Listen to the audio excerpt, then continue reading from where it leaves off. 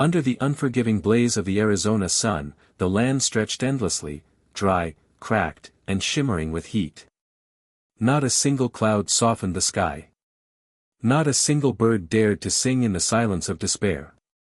Beside a dried-up creek bed, where water once promised life, a young woman lay motionless.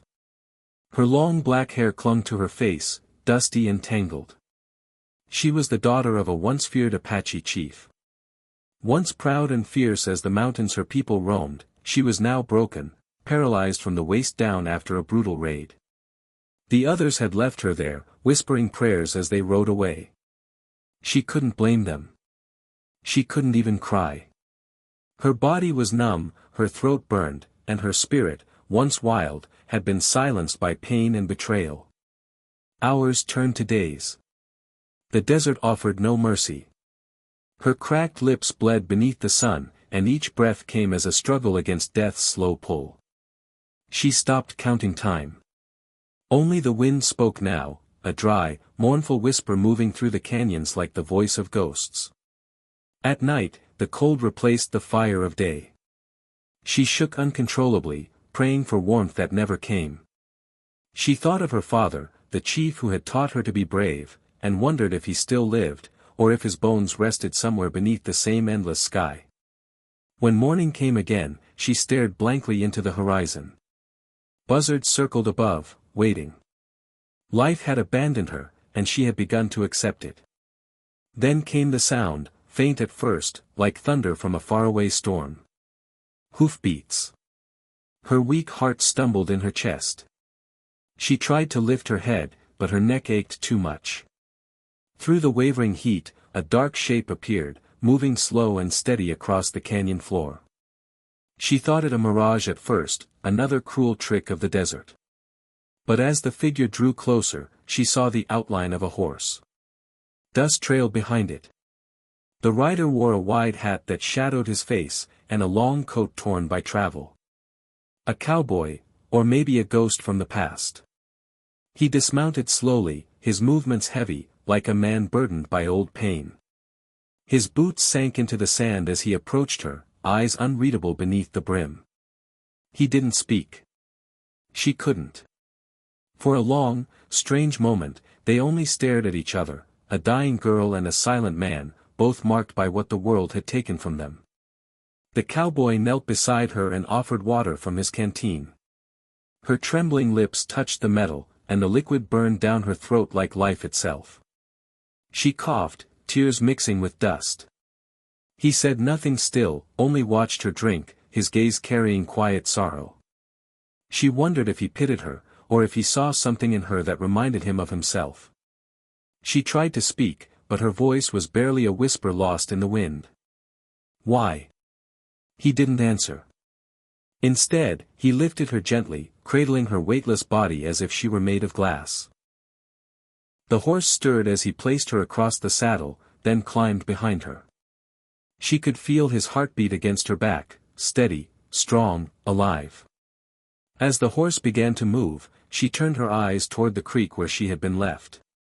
There was nothing left now, no footprints, no voices, only silence.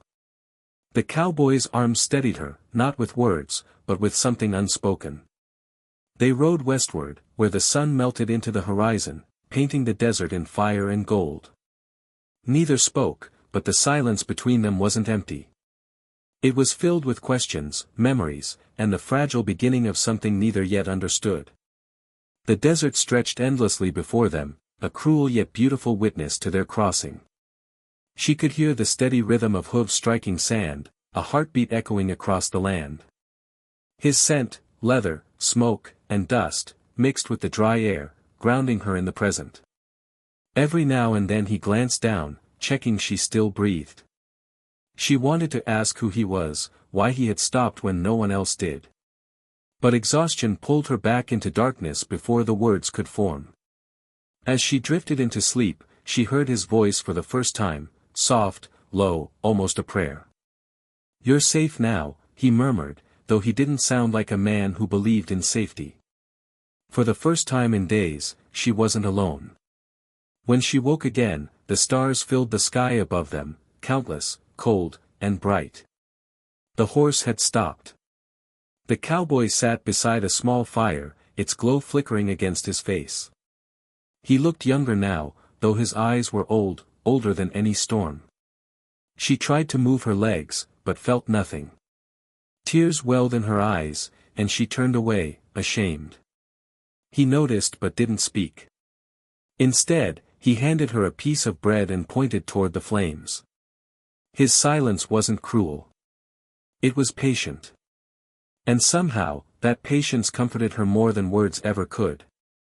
She took the bread, ate slowly, warmth returning to her chest.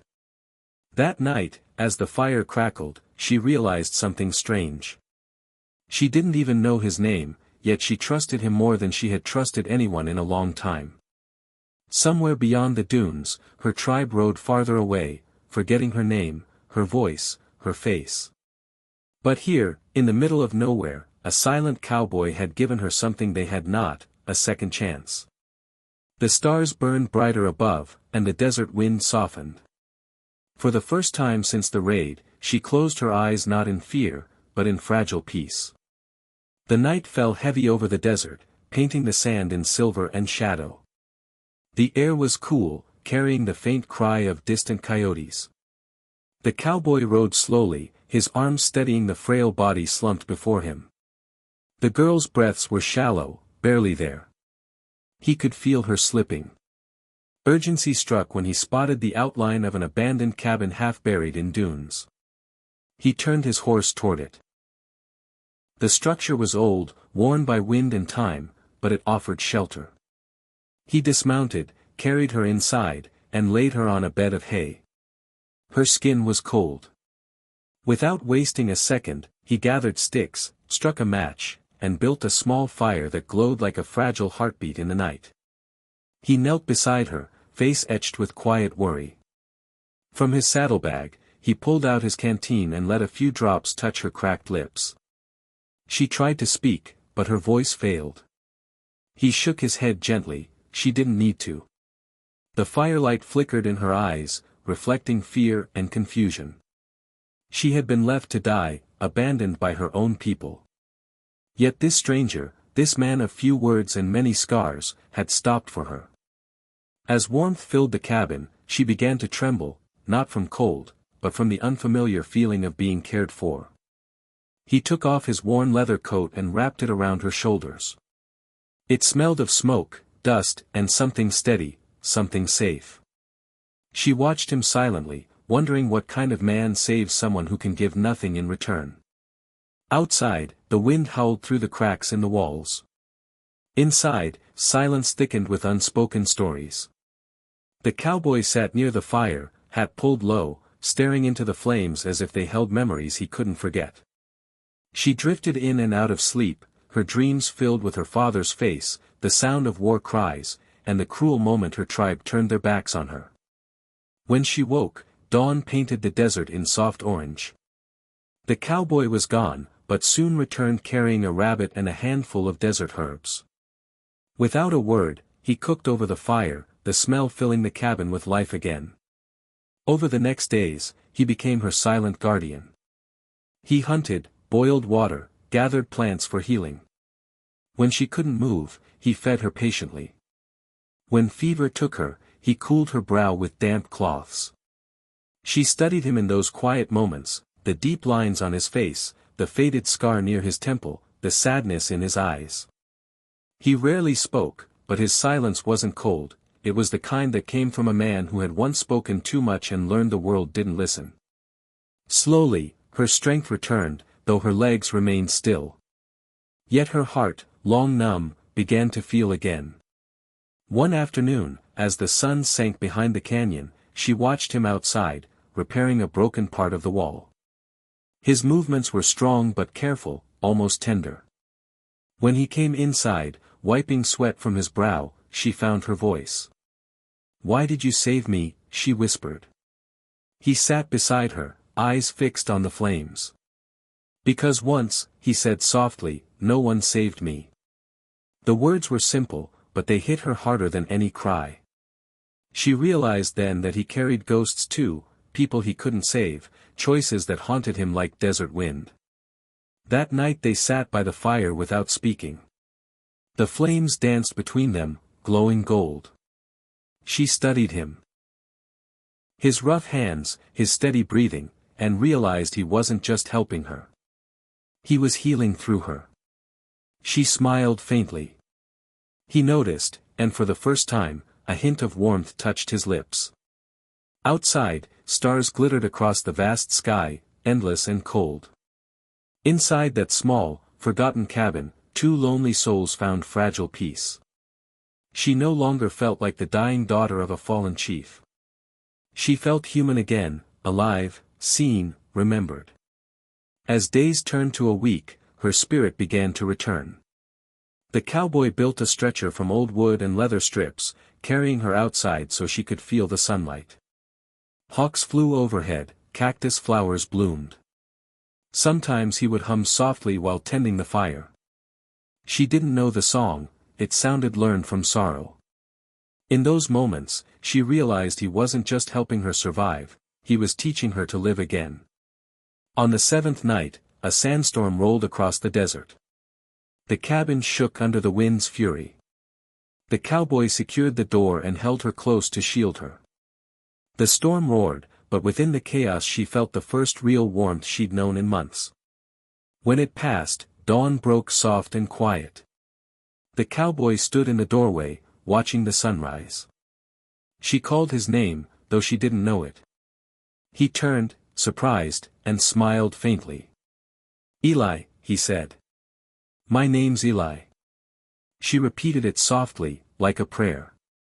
In the heart of that lonely desert, something unspoken grew between them, not love yet, but something like it.